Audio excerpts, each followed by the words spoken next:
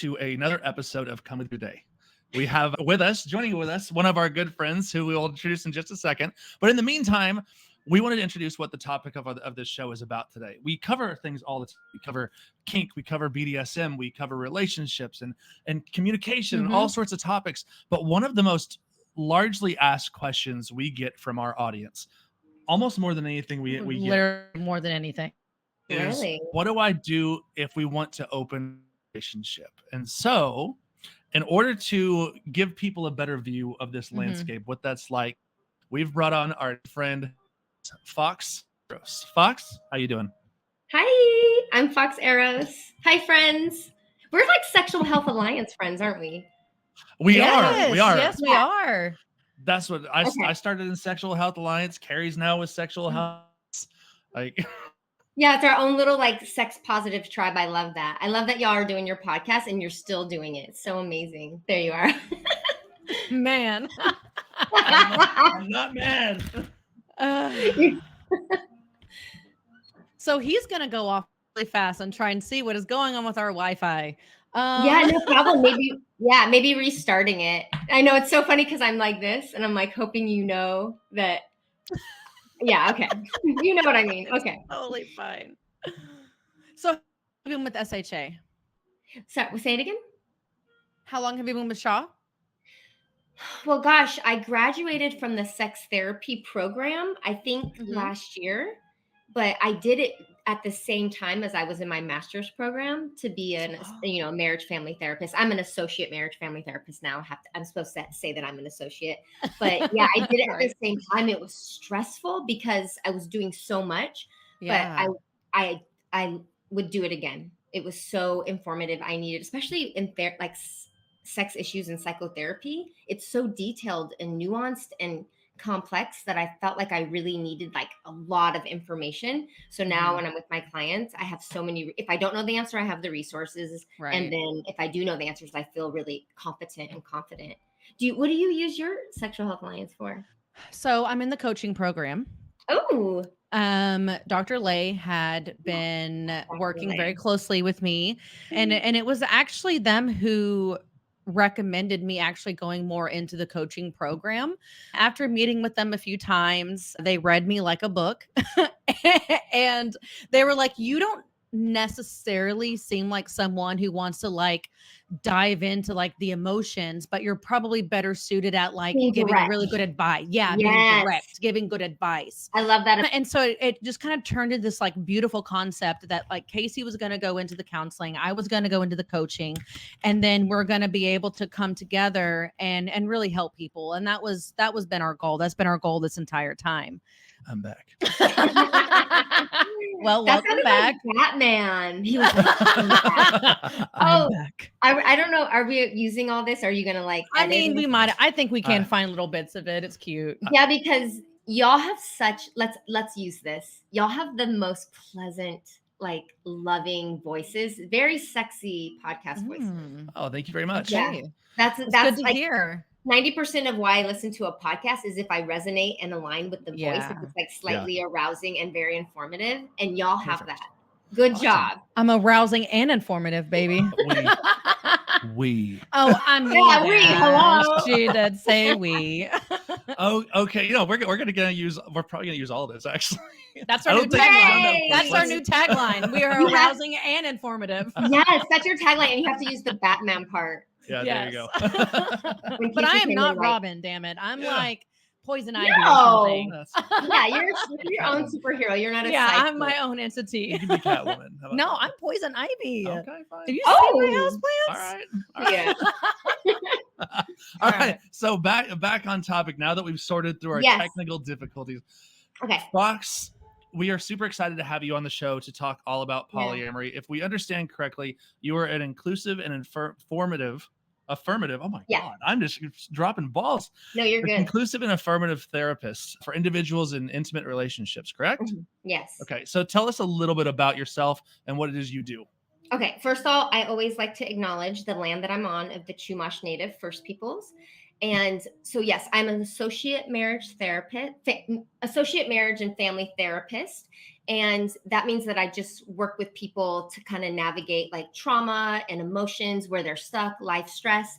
And it's kind of been my calling to work with people in polyamorous relationships and Really? also sex issues, because we're all from the Sexual Health Alliance. That's where we Right. all studied. So I'm also certified in that. And I worked with Dr. Eli Sheff. I don't know if you know her. I love her, but she's done research in polyamory for like decades, and she's written a book. So I studied with her, and now I call myself the polyamory therapist. I'm on all the social medias as that, and it's like my life calling. I don't know what it is, but it's like it just turns me on spiritually and in every other way to work with this population, and then to talk about it. I think it's because it's radicalizing love. And it's going back to how we used to be. Like indigenous people were already doing this. Like monogamy is not the original or the new. Hello. Like we are returning back to a new way of relating and loving. And like, I love that. Whenever we look back into a lot of the history, it's one of the things I do the most is reading a lot of research. And we look at books like Sex, a World History, and we talk about how relationships used to look way back when. And it was never this one thing of monogamy is the only way and you're in this box and that's all you get. There's been a relationship styles have shifted and changed and flowed over centuries within humanity. I love that. To see this, what we're seeing at least, this resurgence of polyamory has been really cool. We know it's been there, but people are starting to feel more. Yeah, people are starting to feel more comfortable discussing it, and so I think that's where a lot of this has come from. Is a lot of the people online are now going, well, wait a minute. I've always been told that that's an option. Yeah, I know. You don't even know. You don't even realize that our monogamous mindset and upbringing has completely influenced us. When I learned that it's like part of colonization and Christianity, that's the monogamy thing. And it was assimilating indigenous people and taking away the kind of love that they had. Like now it's all about decolonizing love. Yes. What did we used to do? And, as our financial climate changes, I believe people will begin relating in different ways. And like these younger generations, they're just like, fuck you, marriage. But I also I'm not shaming monogamy because I've done monogamy most of my life, but my orientation's always been polyamorous, but I never knew the name for it. And I always felt shamed and different and just something was wrong. But now that I know the name, I'm like, fuck yeah, I'm so polyamorous. My lifestyle's monogamish, but I'm not here to shame monogamy. And I always like to say that because that's, if people shame polyamory, I'm not going to shame back. Like I'm not going to do that. Absolutely. Right. We talk about it similarly in the kink scene whenever it's like, we don't shame, people that want and love being vanilla. Yeah. Like, I think it was Leigh David Elliott that was on that was like, vanilla is still a great flavor of ice cream. Oh, but I like chocolate better. Just kidding. So she painted it really well for us there. So exactly. Hear what you're saying entirely. So it's really cool to see us getting these questions from people that are like, wait a minute. And then we sift through the different questions, because when we're going to get to this in a little bit about how people open up and all that, and what the most common types of long-term monogamous relationships look like when they start to open up. But we get all the pitfalls and all the caveats and things like that once we get there. But for now, let's start off this whole thing by asking the simple question of, why do people go from monogamous or monogamous? Why do they start to open up in the first place? What are some things that you think influence that curiosity? Yeah, I think that it's becoming more mainstream. So they're realizing it's an option. Some people feel like they've never been good at monogamy and they've had a lot of struggles with infidelity. And they're like, oh my God, there's another option. Like I find it hard to love one person. I've always loved many people, and then I have to shame it and hide it. And then I fuck up. Some people just want more of everything, more intimacy, more love, more self-expansion and self-growth. Because when you're polyamorous, you are expanding your relational skills, because it's not just about fucking. Oftentimes there's this emotional component and this romantic component and this connecting relational component. So you are like expanding your fucking relational skills so much. So you grow a lot in that way. It's so freeing. Like when I realized I was polyamorous, I was like, I felt so alive in my soul and turned on because I no longer had to shut down that part of myself. Yeah. You know, just because I'm like married and what society looks at as married, I was like, okay, I'm married. I'm only with this one person. But once I was like, wait a minute, I'm polyamorous. I was just like, my eyes opened, my nervous system opened up. Like, do you ever feel that way, that you start to feel like, oh wait, I don't even know how y'all identify. I don't want to. Okay, wait, sorry. No, you're great. How do you? We're monogamish. It's on the ish side. Yeah. So Okay. we tend to. I got it, and I know You this. only say what you are comfortable saying. No, we're completely. We've shared trust me, everything we've on talked about this show at this It's already on the internet. Yeah, we're already all over the place. Everyone already knows. We tend to fluctuate. There's times depending. So we this is, it's gonna sound hierarchical, but and we're okay with that, honestly. Yeah. It's depending on where our core relationship is, typically dictates on if we open up a little bit more or not. Or if, even if we have the time, sometimes it's a time management thing. Oh, it absolutely. We both know, and like right now we are considering ourselves closed, and that's because we have a lot of things that we're juggling. Yeah. And when we don't have the time to, or when it starts to put a strain on us, that is when we make the decision to go ahead and close. But we've been open for the last like few years of our relationship. Probably and five or so. Yeah. And so it's definitely brought a lot of amazing opportunities to us. It allowed us to communicate more. It's allowed us to learn a lot about one another individually and who we are together. So we do a lot of discussion around the boundaries around that. Clearly, we don't ever want to hurt anybody outside of a relationship. So we make rules. It's like, if we're not engaging in a relationship currently, then we can talk. Then we talk about opening or closing. We try to steer away from being like, if we're already in a relationship on some level, then we try to respect that enough to be like, all right, now we don't talk about opening or closing, but once everything is just us, then we'll close it down. Yeah, I think that's like a beautiful and ethical way. And I know that was one of y'all's questions, is like this new sensationalized conversation about it's unethical to be like have couples privilege. I think that was one of the questions we were going to go over. And I'm just like, if you are doing it with compassion and transparency and kindness, you are being polyamorous and you are ethical. How are you going to marginalize an already marginalized community and start putting all these rules? Like, if y'all are invested in each other and you've known each other longer and that's safe and secure, and you want to open up and you meet someone and you say, hey, just so you know, this is our power dynamic. And they can ask questions. They can say, well, like, could I ever live with you? What if I wanted to have a baby with you? Like, how do you make decisions? If you're transparent with them, they might say, okay, cool, I want that. Or no, I don't want that. And then that's ethical. Like, let's like live your love, right? There's low difference in that between in the same sense as talking with somebody that you are looking to, say you're monogamous and you're in the dating scene, you're sitting down with someone and saying, what do your life goals look like? What did you want to have kids? What are your career look like? It's the same thing. It's the same thing. We're just having a slightly larger dynamic here, which can be a difficult thing to navigate, it is, but it can be so rewarding. Yeah. And I've like, sometimes unicorns are exploited, and I've been a unicorn and I loved it. It was one of my favorite loving experiences of my life. But not everyone has a good experience. So I get that too. But I didn't want to be like a full-time married person with them. I liked my role and I understood it, and there was respect and love. But other people would be like, no way, I don't want to be your unicorn and like feel used for the night. Like have a transaction with a sex worker. There. That all the time. That's our top piece of advice, because we have a number of monogamous friends who have been married, and they're like, we're thinking about bringing a third in. And their first thing is like, to what purpose? And to what degree? Because they're people. You don't objectify them. Don't bring them in because it's fulfilling some fantasy that you and your wife have. That's not the purpose behind it. If you want to do that, sure. If you want to have an experience that's purely sexual and it's something to fulfill a fantasy within your relationship, hire a sex worker. Yeah, exactly. They're going to be professional. Tell the person, I only want sex, and see if they're like, me too. Perfect. Good. Are you here for a casual relationship? Are you here for just sex? If it's consensual amongst all parties involved, then go for it. And if you have to deal with emotions after the fact, do it in a way that can get you out on the other side in a good light, and not something where you're falling apart afterwards. Yeah. Oh, yeah, the tragedy of falling apart afterwards. That's real. Exactly. I didn't mean to laugh there. No, I meant you're okay. it was like a nervous laughter. I was like, oh my God, trauma. We'll get along just fine. I do that quite a bit. He does. Yeah.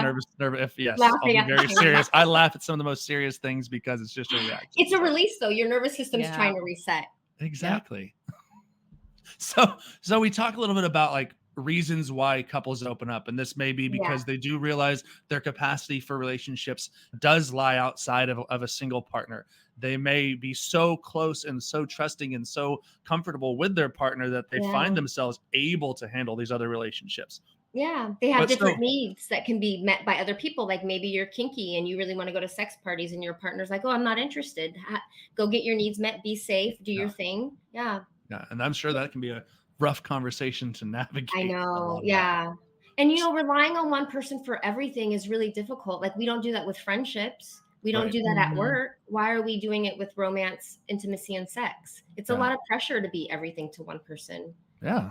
And that can lead to a lot of sexual problems. That can lead to a lot of relationship problems. And so the ability to engage in something like that in a safe and consensual manner is important. Yeah. Consenting adults. Yeah. We're not promoting like infidelity. We're saying I think consent is everybody wants to, everybody knows about it, and everybody agrees. Yes. So that's why it's exciting. Yeah. It's that if it's not a fuck yes, then it's a no. Yeah, right? It's not a hell yes, exactly. And by the way, like I'll just keep talking. So bring me back to the question if you'd like, because I'm in space. I have no idea where I am. Not a problem at all. Not a problem at all. So then let's shift a little bit. If we look at reasons why couples do open up, whether it to be any of the things we discussed, what are some reasons that you tell people, hey, it's not a good idea, or maybe it's not the best fit for you to open up? Yeah, absolutely. If they're starting to. Yeah, I think if there's any element of abuse, so we call that domestic abuse or intimate partner violence. So if any of that is going on, I would say, please don't open up right now, because opening up it's complex and it can exasperate current problems. And if you're already not safe, it could make things worse. And I just want to say, for the purposes of this, if anyone's listening and they feel that harm or anything, you can go to the hotline.org. That's a website for help if you feel safe to get that help, or you can text 88788, just for anyone listening. So if you don't feel safe, I wouldn't open up. If you are feeling coerced, manipulated, like it's an ultimatum or pressure, that's not a hell yes. Like take a pause, because one person might be pushing it and the other person's like, I'm not sure. Those relationships end up being really complex and like not sustainable. Yeah. A lot of times, you have that one partner that's like, I really want this. Yeah. They're like, I want to go for it. And the other partner leans into it simply because they're afraid that they're going to lose their partner if they don't say yes. Or that if they don't say yes, then it's going to lead to the other partner a case of infidelity or something along those lines. Yeah. And that happens a lot. So just slow it down and try to go at a similar pace. Yeah. That's a deep question, though, because I see a lot of that. Other reasons to pause: if there's past like trauma wounds or like trust ruptures between you and your partner, excuse me, and I'm assuming this is opening up from an already established relationship to polyamory. Then maybe work a little bit on that trust and safety and security, because those are like the pillars. That's what Jessica Fern talks about. When those pillars are strong, you can navigate polyamory a little bit better. And I'm thinking of what are other reasons to slow down. I mean, to pause. If you think polyamory is just like a 24/7 fuck fest orgy, which is awesome, but polyamory is the one consensual non-monogamy under the ethical non-monogamy umbrella that includes romance and intimacy and connection and a lot of fucking communication. Okay, I'm really bad at jokes, but I'm going to try to do a joke right now. Go for it. Go for it. Jokes. You can edit it out if it's not good. What did the monogamous person... Okay, so let me start over. See, I already fucked it up. My lover's like, please don't do any jokes on the podcast. I'm like, I'm not gonna. Okay, so... And here we are. And we're 20 minutes in. Go. Yeah. Okay, the monogamous person said to the polyamorous person, God, you're polyamorous? That's amazing. You must have sex all the time. And the polyamorous person said, no, I'm too busy communicating. So that's a very polyamorous joke. It's not that funny, but polyamorous people are talking all the time about their feelings and time management and what's happening. So if you think you're just going to be fucking all the time, can I say fuck on here? Yeah. Yep. Fuck Okay. yeah, you can. Okay, fuck. That's might be a misconception. And maybe just, it's maybe you want to do swinging. Maybe you want to do like a open relationship or something different. But yeah, I think that's all I can think of right now. Why people maybe slow it down. Yeah, I think that a lot of people need a good look at the actual umbrella that falls a lot of this into, because they don't understand that there's a difference between polyamory and swinging and all of the, I mean, there's so many subgenres to having multiple partners. There's a lot That's to so it. True. You bring up a great point. Not everyone understands the nuances of each defined thing. Exactly. And so they sit back and they're in this long-term relationship and like, all right, well, we're going to go out, and you can have one partner thinking that this experience is going to be in one way. And I don't want to put like gender stereotypes onto anybody or anything like that. However, what we usually see is we see a male in the relationship who is very centered around the sexual gratification of multiple partners. And we see the wife in the relationship who is very centered around the emotional connection. And sex is kind of like the bonus for it. Like, I also get to fuck this person. Yes. So, and then you know what I see? What's that? I'm like, I wanted to build anticipation. Then I see a clip where the cis male, like in this, like maybe cis male, cis female configuration, he doesn't get the amount of dates or the amount of sex he thought he would. And his partner begins to, and is dating more often and maybe being more sexual. Or there's a threesome and he doesn't feel included the way he thought he would be. Or the female and the other person maybe start to have feelings. Yeah. So, I mean, we got to talk about expectations and boundaries and agreements before we jump into this, because so much changes. Oh, it's heartbreaking when it's like going, what is it called when you jump from an airplane? Is that parachuting? Skydiving? Skydiving. It's like skydiving and not even looking at the fucking safety protocol. Yeah. That's what getting into polyamory without talking first about in depth about it is, because people get really hurt. Or you can have a fucking great time because you're kind of like, okay, safety, communication, transparency. Yeah. Let's talk about our boundaries. Let's talk about our expectations. Yeah. But that's such a big thing that we can discuss, is what your initial perception is of the types of relationships you're getting into. Yeah. So I love that you then in this hypothetical, we clarified that we are talking in this instance about a cis hetero male and possibly, like, let's go with our case, cisgendered heterosexual male and a cisgendered bisexual female. What's up, girl? Hey. Hey. Same. I'm pansexual. You're bisexual. We're friends. Yes. See? Let's do this. And so it's important for us that one of the things that we were doing, or that we learned to over time, was figuring out what our ideas are in the first place. What do you think this is going to be? What do you want out of this? How to what extent can this go? And we fucked up a lot.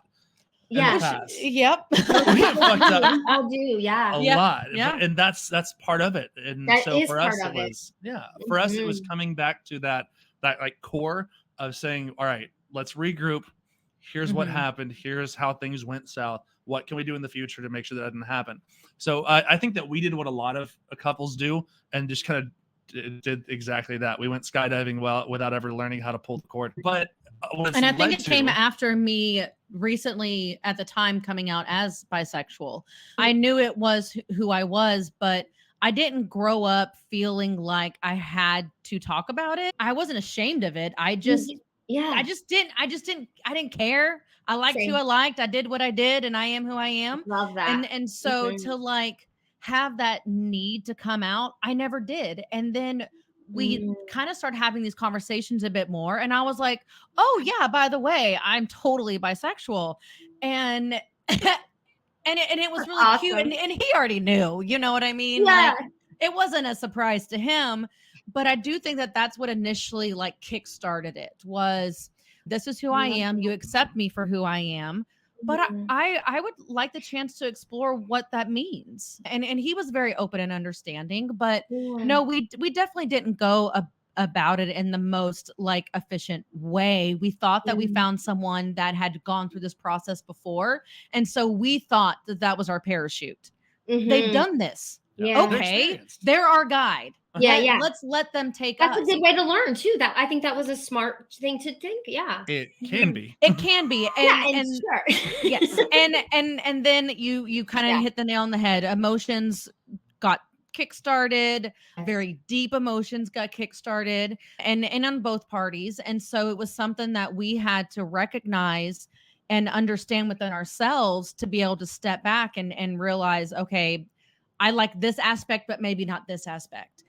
No. And so it did take us like diving in a little bit more to even understand what our boundaries were. And so I think we got caught up in the experience of it. For sure we did. It was our first. Exciting. We were like, hell yeah. So exciting to open up and discover and I think that's why people rush in. And Carrie, I just want to say, like, I love your story of coming out. And I had a similar experience of not naming it, but think about it. Straight people don't name it. They just live it. You were just living your fucking life.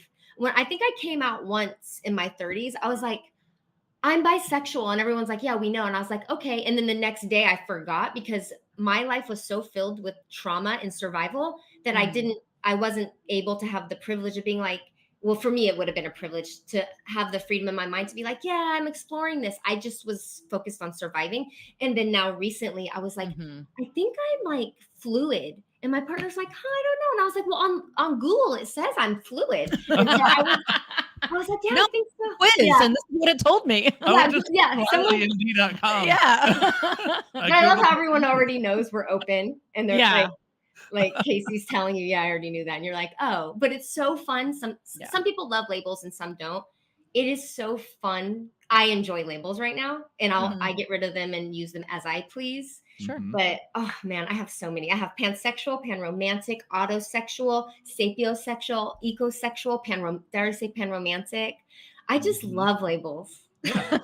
Well, that's what we had discussed previously. We talked about how important the use of GSRD is. Oh yes. Whenever it comes to just having conversations with potential dating partners or anything like that, is we talked about normalizing as opposed to being like, I'm having a conversation, I'm figuring out if we click, but how casually we can be like, hey, if you don't mind sharing with me, and we'll recap for any listener that doesn't remember this, but our GSRD being our gender, our sexuality, and our relationship diversity.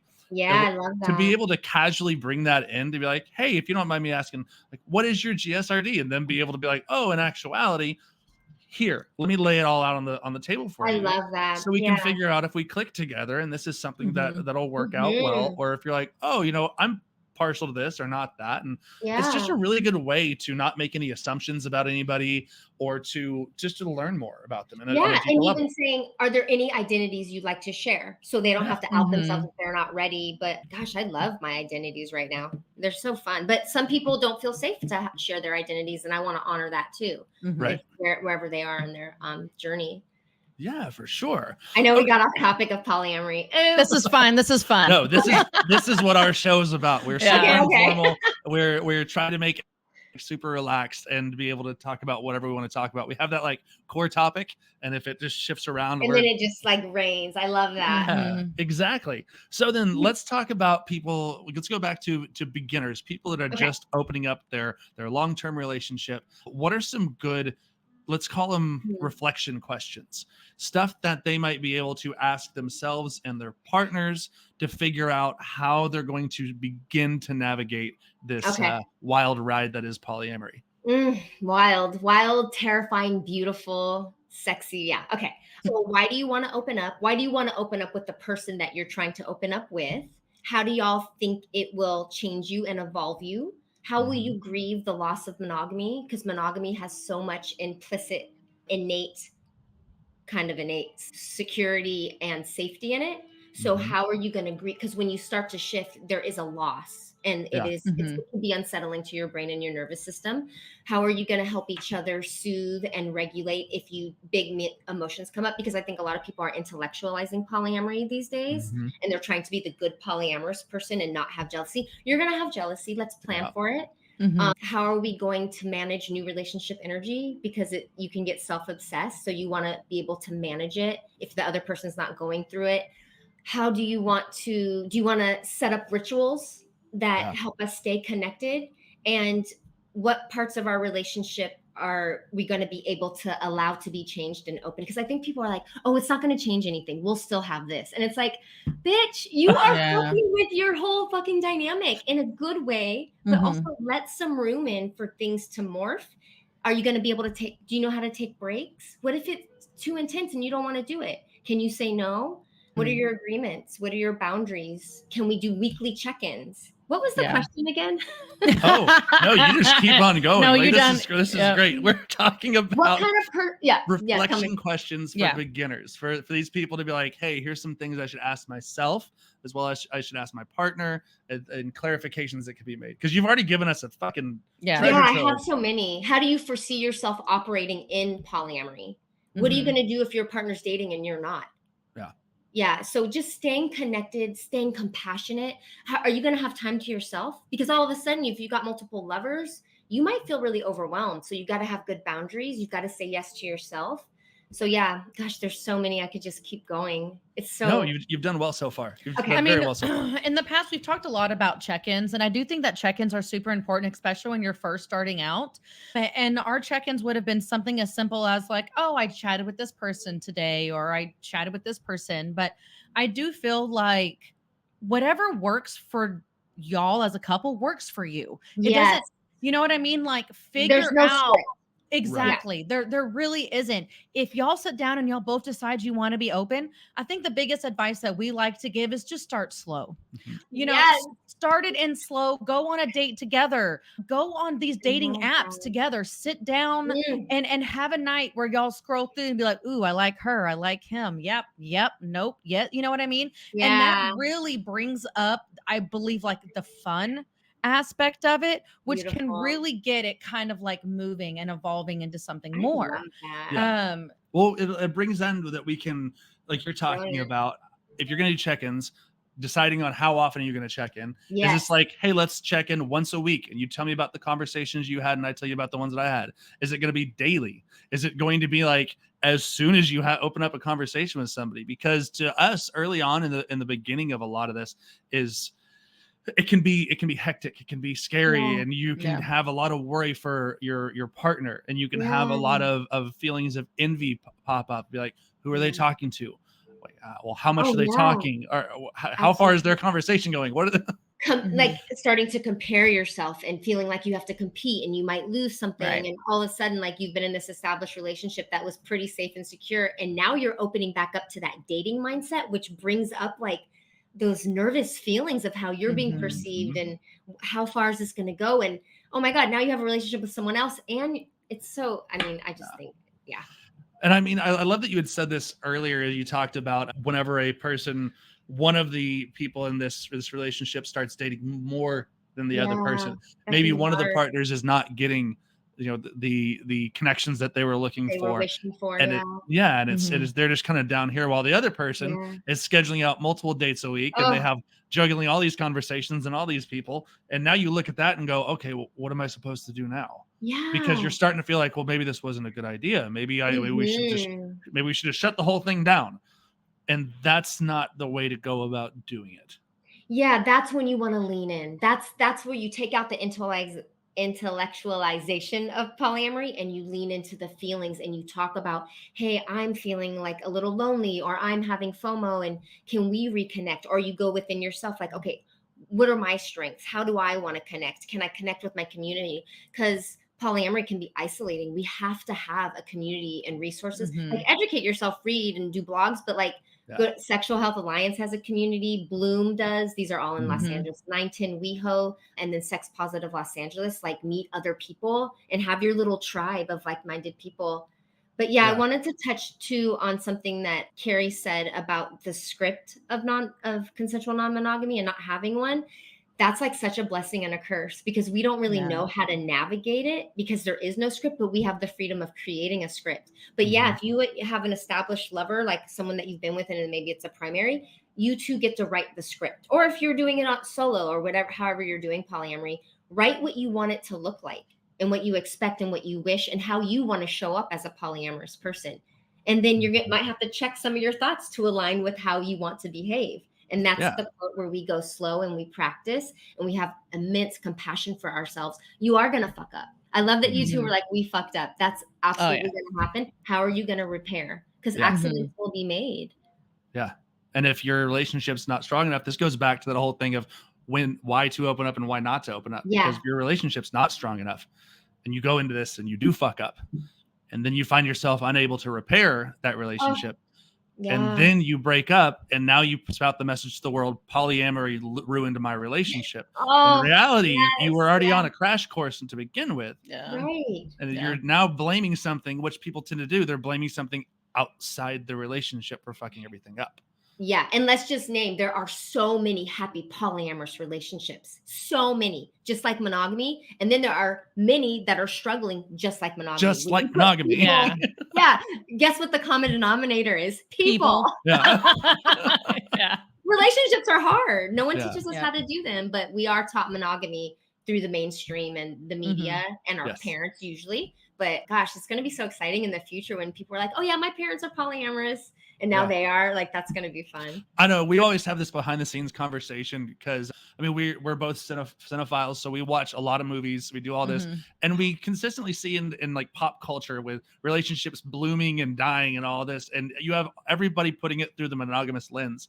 And so in our heads, we're like, I guarantee you, if we were able to take a peek behind the curtain at like celebrities' lives, I would bet there's an insanely high percentage of them that are just polyamorous and don't talk about it. Hell yeah. And don't call it that. Yeah. It depends on the generation too. I've noticed like older generations, they're like, oh, I don't use that term. They just live it. And then younger generations are more like claiming these labels. Either all those options are valid. I was thinking about that movie Bandits. Have you ever seen that? No. Oh my gosh. Okay, I'm really bad with I know. But this is an older movie, but it's Bruce Willis, Billy Bob Thornton, and Kate, I forgot her name. I'm not going to say anything else because I don't want to spoiler alert it. But when I saw that and I didn't have the name for polyamory, I remember watching it and I was like, I just felt like my body was like, yes. And I didn't know what it meant. But you'll see it. I'm not going to spoil it. Everyone go watch Bandits. It's so good. What's her name? Yeah, Kate. No. Okay, anyway. Put it on the list. Yeah, because we plan on having, so we'll definitely watch it before the next time that we chat. After you watch it, text me. Deal. Or take a picture of yourselves We'll watching just be texting you during it. Okay, be like, bitch, yeah. watch it. Oh, I would love that. Please do it.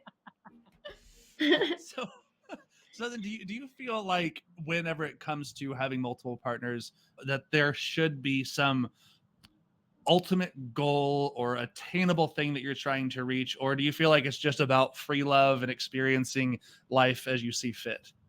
Gosh, that's a really good question. I think some people really want to relationship escalate naturally. Like some people are naturally monogamous. Some people naturally are like, oh, I really want to have babies and live with all these people. So that could be your goal because you feel that in your soul that like you foresee yourself having 5 kids and living with 17 people. And then other people might be like, I just want to have freedom my whole life and kind of hop around. But as long as there's compassion and compassion for self and others and that consent piece, I think you're good. I don't think there needs to be a goal. And that's why I love polyamory.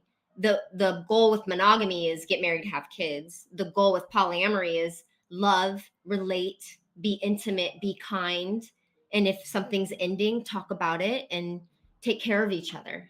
That's how I see polyamory. Well, no, I love the fact that you talk about the ability to not have to adhere to some sort of track. Yeah. That you're able to just kind of like, I like it, like ride the wave. You can decide as things come up. It doesn't have to be you go from point A to B to C to D, and then you check the boxes off the list because you've been told your entire life that that's what's supposed to make you happy and successful. I mean, right? It's like it's familiar to capitalism and like Western colonized culture, right? To be like, now we do this, now we do this. What about just relating and connecting and just being present? Like, what about being present in polyamory? It's the way you practice it, I think, because it's a moving, evolving type of love. Yeah. Where you are really, it's so relational, right? Because absolutely. Well, there's just such a deep concept. It's an amazing thing to discuss because it goes so much deeper. What you're talking about, whatever you bring up into it, like Western culture and capitalism and things like that, this can generate a lot of fear and anxiety in people because we are delivered a message from the time we're born till the time that we die of this is what your life is supposed to look like. Let's put it up on the screen in big letters that this doing these things means you're happy. Doing these things means that you're successful. And if you stray away from that, you're Something's not a wrong good. with you. Yeah, there's something wrong with you, and the way that you would see it, like in a sci-fi movie, would be like you are not a good citizen. Well, I mean, think about even when we grow up, and it's like, okay, well, what do you want to be when you grow up? Oh, okay, so you want to be a nurse. Okay, so you're a nurse, and that's it. You don't get to be anything else. Yeah, one thing. You picked it, and that's all you got. And you better not say retire artist doing or that. musician. Yeah. Right? Like you better say like doctor or something like safe. Oh, okay. Yeah, Hi. and I do think that this like younger generation has really taught us that like, and like this whole like entrepreneur concept, right? But like that was really eye-opening, and I think that's why so many of millennials got like shit on, because we're like, no, we are not going to do just that one thing. We're going to be able to do multiple things because we have multiple abilities within us as a human that is not going to be defined around one occupation. Which is the same reason why older generations look at us and go, you are fucking things up. Because we're making them uncomfortable. I love making them uncomfortable. That's my favorite demographic to make uncomfortable. That is my kink. I'm like, hi, I'm BIPOC, polyamorous, and queer. Hi. And then I watch people get what do you have to say about it? Yeah, say something to my face. I'm covered in tattoos. Boom. Yes, and I love your tattoos. I love your tattoos on your legs. Thank you. Yes, girl, I got so many. I don't even know how many I have at this point. You want to pull your leg up? I have some, but it's too hard to see. You can come count them for me. I have no idea how many I have, but I love that. They're so beautiful. But I'm just saying, like the concept of, if you look at the fact that your occupation is not the occupation you're going to have the rest of your life, maybe do the exact same thing to your relationship. You can do other things than what was like shoved into our brains, that like, no, this is what we have to do, and this is our only option. And I do give so much applaud to this younger generation that have come out and said, this is who I am, this is what I'm going to do. Fuck your mold, fuck your system. Yes. And now I feel like us as like millennials and older millennials, we're really like, that's a great idea. Yeah. How else can we utilize these concepts of not being stuck in this mold? And I think that if you look at your life as like a career, you can look at your relationship the same way. You don't have to be stuck in one concept. Just because you're raised thinking one way doesn't mean that you can't evolve and understand other joys in life than just what we were brought up to think. Yeah, I love what you're saying. And this just connects to, as soon as you start to like question sexuality and how you have sex and why and your pleasure, and you start to own it, I think it fucks everything up in the paradigm that you exist in. And all of a sudden you're like, oh my God, I own my pleasure. I own my body. Yep. Wait a minute. What am I doing all the things that someone else told me? What do I value about what I've been taught? And how do I really see myself? Because we're fucking like multidimensional beings. Yeah. Why would we ever do one thing? I do so many things. I even approach therapy as an art that's like colorful and queer and like spicy. I don't know how to just do one thing. I've never fit into a box, and I never want to. And I do make people uncomfortable, and it's my kink. Oh yeah.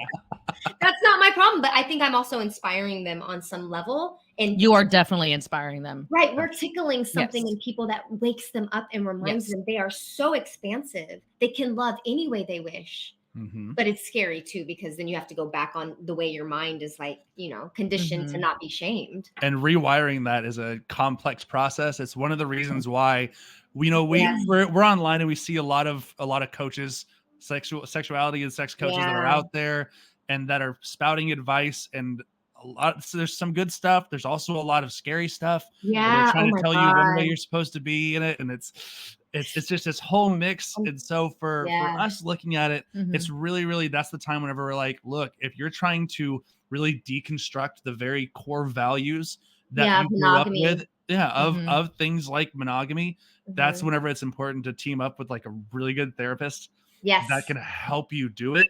because navigating that on your own can be potentially hazardous, Ooh, especially when you hard. live in the era of information. Whenever we have Yeah. access Well, to all of it, you're literally giving a child explosives and saying, play with these. yeah, because that exciting part of polyamory is like, yeah, let's do it, let's open up, and then we forget our nervous system is conditioned to think one way is the good way, the safe way, Yeah. the secure way. Mhm. 2 books I love. Oh, I don't have them on my shelf right now, but Jessica Fern's new Poly Wise is so good. I'm writing a book. Hello, I'm writing a book. Yes. Memory, yes. I'll let you know when it's out. I'm still writing it. It's Oh, absolutely. You gotta let us know. Yeah, Being because an we'll have to have author- you back on to talk about it. Oh my gosh, please, thank you. And then Martha Kelpie wrote a book too. Her book is for clinicians, like therapists, but it's also for polyamorous people. But I would say it is a little more clinically written. But that's the shit you're going to learn when you're in therapy. So I think like go to the root of how do I change my thinking and my perception of myself? How do I increase my self-esteem? I see y'all laughing. What's going on? That's because that's what I do. I'll get recommendations from people that are like, hey, read this book on, like, we had somebody more recently be like, we were talking about internal family systems. And so we had talked a little bit. And so they'd been like, hey, read this book on parts work. Yes. And so I went through parts work. I went through that one in like an afternoon, and then completely like shifted gears and said, you know what, I'm going to go ahead. And I picked up Internal Family Systems by Richard Schwartz. Yes. Who created this is no bad parts. Okay, got it. And so I dove into that, and that one for me, like from the clinician side of things, just spoke so much more depth. Like the actual how and why behind it, and I just felt so much more connected to doing things like that. And I tend to do that with all of the stuff that we read. Absolutely. You were like the most permanent student I've ever known in my entire life, and I admire the shit out of you about that. And I'm over here like listening to smut books, and he's over here doing like but you compliment each other. This is the beautiful. It's so funny. Y'all can compliment each other in this way. It's beautiful. Oh, for sure. Because what we ultimately want is the other to feel joy, right? Yeah. So that's part of it. Which brings me to that next topic that we have, and that's the biggest topic of compersion. For people that don't understand what compersion is, it's literally the joy that you get from watching your partner experience joy within, and we use it within polyamory as a way to be like, I'm receiving joy by watching my partner like happy whenever they engage with other people, whatever way that may be. But you actually experiencing joy from your partner's joy. Yes. And it's such an important and large thing to try to do, but it can be difficult too. So what tips do you have for people trying to introduce themselves to compersion and how they can access these feelings? You know, it's the first thing I'm going to do is like say, oh, fuck, I don't know if we can access compersion. We can just set up the context to hope that it happens, kind of like orgasm. You can't force an orgasm. It's like a sneeze. It's like a response, but you can set up the context around it to increase the likelihood it will happen. Exactly. So I want to say like compersion is that fulfillment, like you feel fulfilled seeing your lover be fulfilled. It's like, oh, you're being loved. I love that. So not everyone's going to experience that. And that doesn't mean you're doing polyamory right or wrong at all. You may never experience, you may experience it all the time, but to set up the context to make it more likely to happen. I think Dr. Eli Sheff talks about this actually, is having safety, security, and power and equality, shared power and equality, safety and security. If those are increased in your relationship and strong, I think it's more likely you will experience compersion if you haven't yet. So let that motivate you. But if you never experience, that's okay. Yeah. Well, I love that link. I love that link that you talked about with it being contextually appropriate. I mean, we talk about that often whenever it comes to sex. And, you know, we have people like Emily Nagoski out there who like sinners. I'm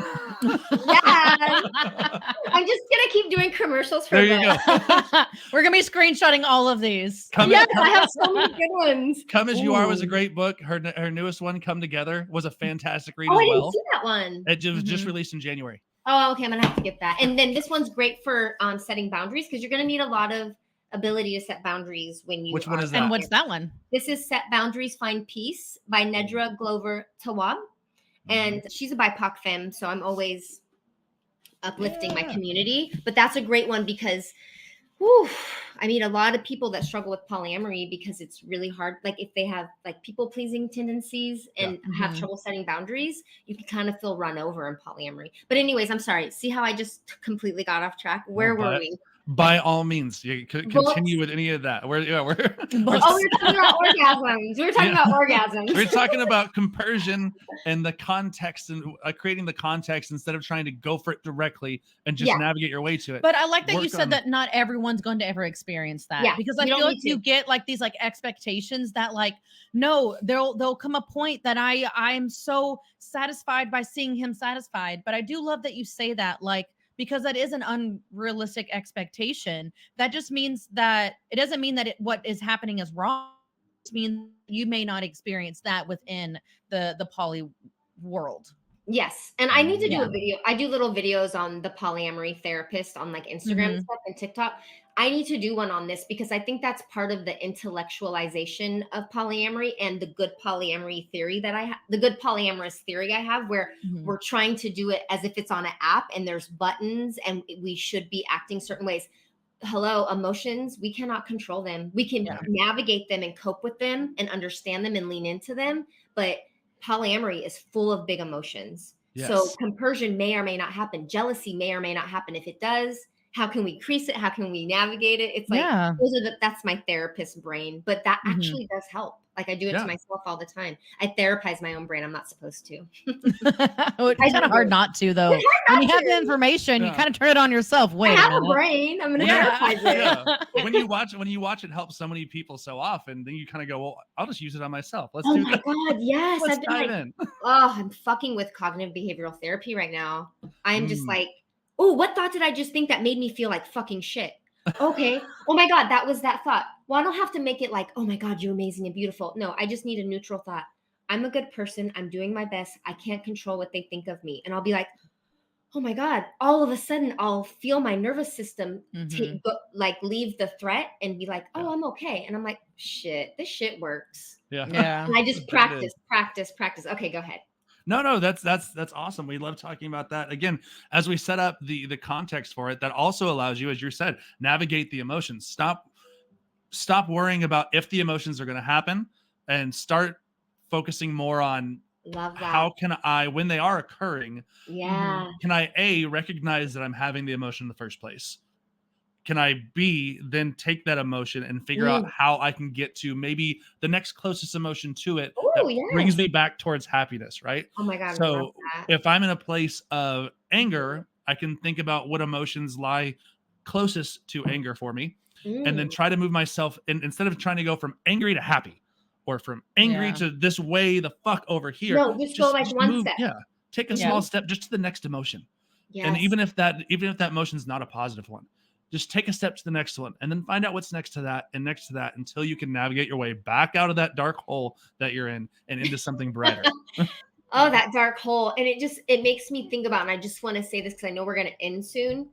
Our bodies perceive a lot of things as threat. And when that happens, we go into fight, flight, fawn, or freeze. And then our rational brain has shut down. Yes. Polyamory can be a threat because our nervous system is like, oh my God, you're about to lose your beloved. What the fuck are you doing? They're out with someone else. You need to compete. All this shit comes up. And we have to find a way to regulate ourselves, self-soothe, ask for support, and check in. Is there evidence that I'm in threat right now? And help your brain come back. And I think sometimes at the beginning, like that primal panic Jessica Fern talks about in Polysecure, the nervous system and the attachment shit is real. And that's why therapy, like a therapist who is poly-friendly or polyamorous or a poly advocate is really good because we can help people kind of build some new skills around polyamory. Yeah. Well, you don't always have the ability to recognize what's going on. I mean, and that comes from the fact that whenever you enter into these states, we have decreased blood flow and decreased activity in that prefrontal cortex, right? So now that logical brain is just fucking out the window. And so now you're in the reptilian brain. Your amygdala's firing up, lizard brain. And you have all these other pieces that are just firing negativity into your head, and you don't necessarily recognize because logic's out the window that you're in that state. And so you react emotionally. Yeah. And you're like, Exactly. If we can start to recognize, if we can start to have a plan in place to recognize it, Thank you. Yeah. And compassion for ourselves. We're just human. We're human beings. We're really fragile. And we just want to be loved, seen, and heard, really. Exactly. At the end of the day. That's a good place to. I was going to say, and at that, yeah. I think that we're gonna bring the interview to a conclusion. This is part one, by the way, for those that didn't already know it, that we're sitting down here with Fox Eros as we talk about polyamory. We've covered a number of things today, and we're gonna cumber and making up We're words. gonna come back. Number. We're gonna come as you are. There it is. Thank you, Emily Nikoski, for that one. But we're, on our next time, in our interview part 2, we're going to be covering a little bit more about things like the issues within genders and issues within some of these very, very real emotions that pop up with polyamory. So stay tuned next time for another episode of Come with KC. We're your hosts. I'm Dr. Cwkc Sanders. And I'm Carrie Sanders. We'll see you next time. See you next time. I'm Fox Eros. Bye. Find me on the polyamorytherapist.com.